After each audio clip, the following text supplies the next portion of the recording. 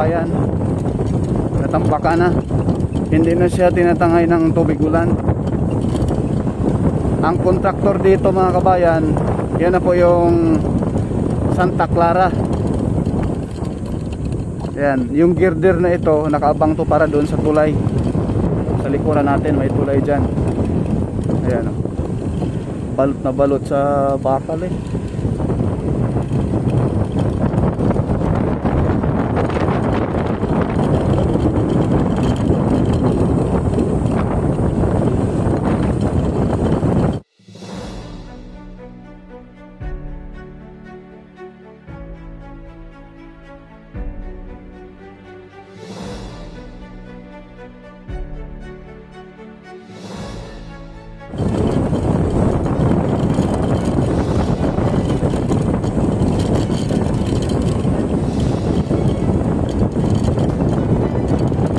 Dito sa area mga kabayan, oh, hindi siya tinangay ng tubig ulan.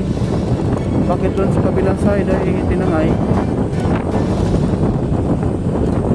Grabe ang dikdik rito, ang tibay.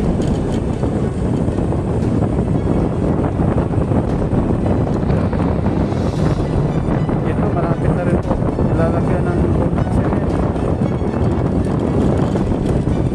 Ayan, may marka na po mga kabayan sa bandang kaliwa natin. At itong nadaanan natin, may marker na.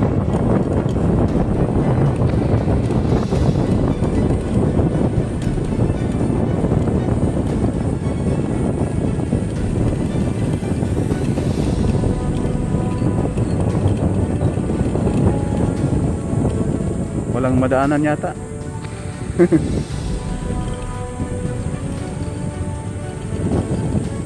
May nag-ayos. Yan po mga bayan, naka-align na yung mismong lupa na tambak dyan sa gilid ng concrete box culvert.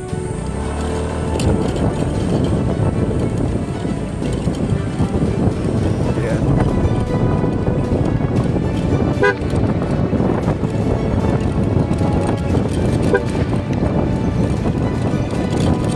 Kuya, thank you.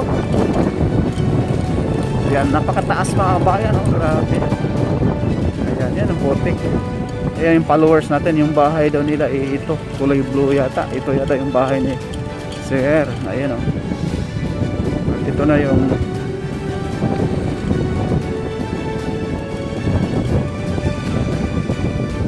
Ito na yung concrete box culvert mga bayan. Ayan. Ano? Andyan na yung alignment sa taas. Yan. Maganda rin yan kasi pag umulan ng malakas, pwede tayo makasilong yung mga nagmumotor, ano, double purpose. Ngayon, napakalaking challenge natin yung papunta roon. Napaka-putik to rito. Try natin.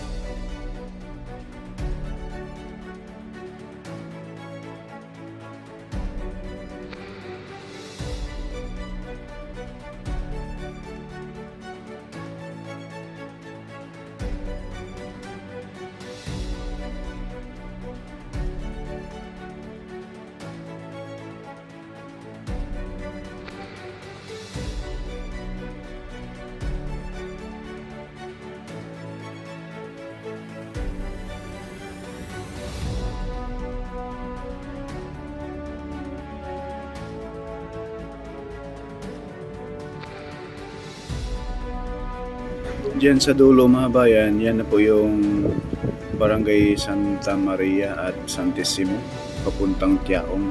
Yan po ay punta natin maya-maya konti.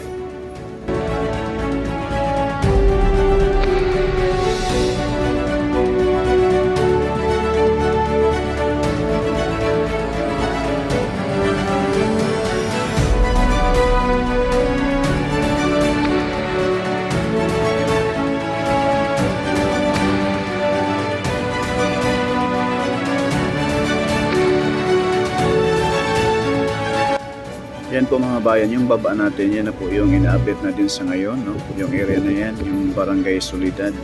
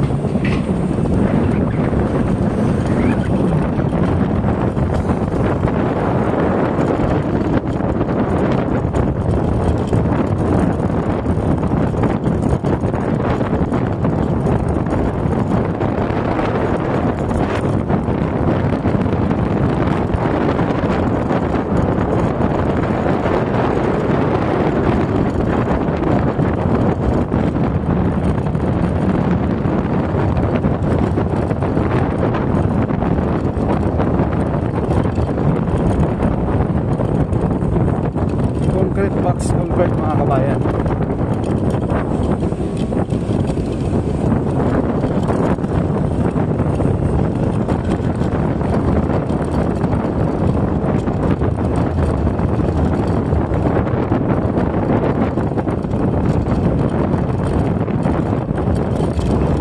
Yan po, napakahaba na po ang nalatagan ng concrete cement mga kabayan.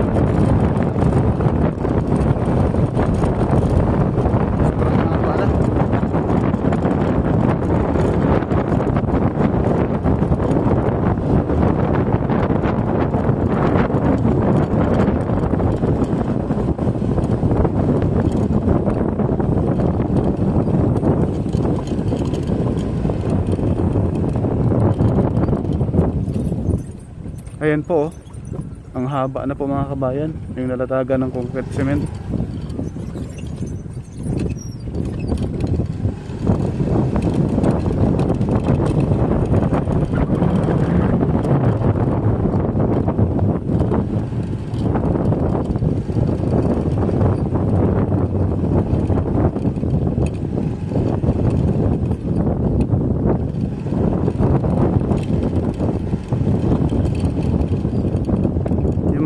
Ano rito, yung mga buhangin hindi tinatangay ng tubig ulan.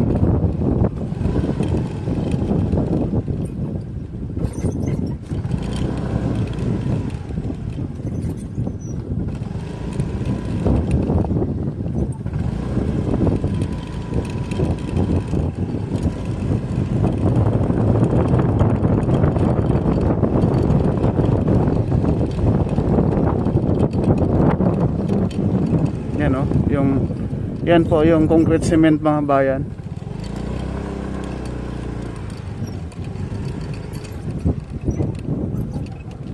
gabi ang paglalatag ng concrete cement dito. Base po, sabi po sa ating yung mga nagtrabaho rito na interview natin, no? Ang haba na pala.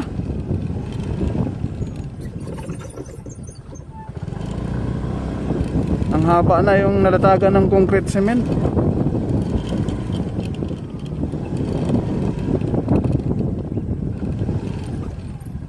Dito lang muna tayo mga kabayan. Yan o.